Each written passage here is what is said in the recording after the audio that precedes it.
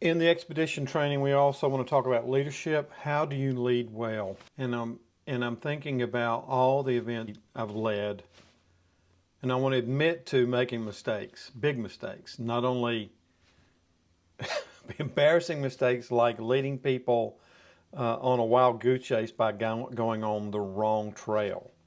I have done this a number of times, which is embarrassing as a leader, but also is very disruptive to the schedule that you've planned on when you spend maybe hours going in the wrong direction.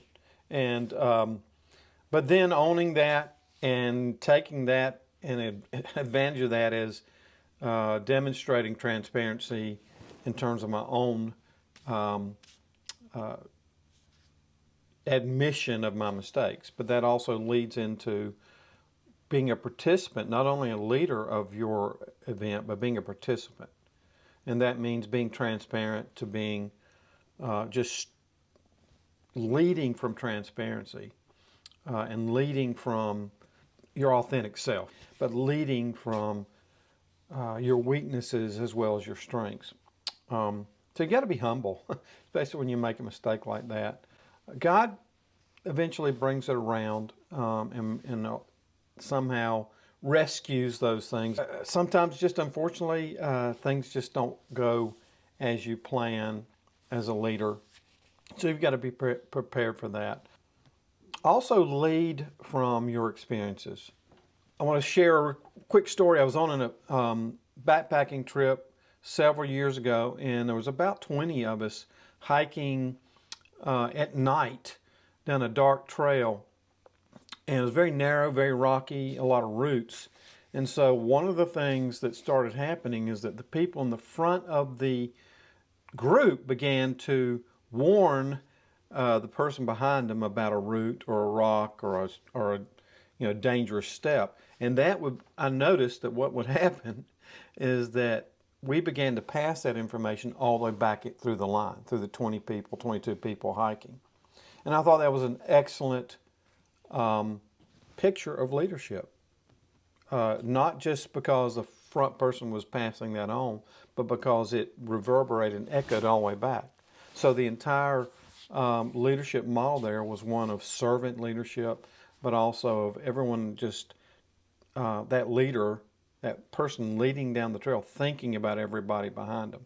It was a really good picture. What does our leadership look like? Right? It is we maybe as guides have been down a trail, literally, like a real trail. We've hunted a certain piece of land. So that's where we lead, right? That's why we're doing what we're doing. We can be guides in those areas. But the same is true about our journey with God, right? And so we don't lead from a position of just knowledge, but experience. So I want to share that with you as you begin to lead and share those things you discover. Give warning to those things you've come up against and you've learned to avoid. Help men through the pitfalls. Avoid them, right? They don't always have to experience. We can help people avoid some pitfalls, men that we've experienced. Or we can help them by passing on the revelations God gives us in our daily studies.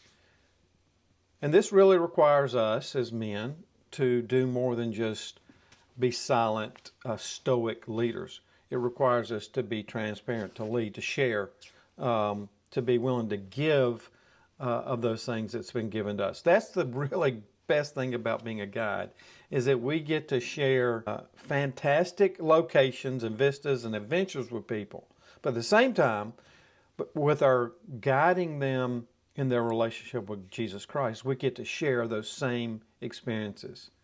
We call them burning bush moments.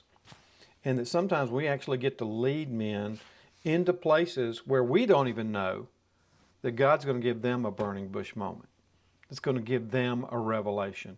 And then we get to share in that also. So be humble, be prepared, yes. Share from your own experiences, and both spiritually, physically, give of those things to other men. That's the model of a leader, right? Jesus said, He came to serve mankind, and we're to do the same. So begin to think about what it looks like to lead with humility, own your mistakes, and be a participant.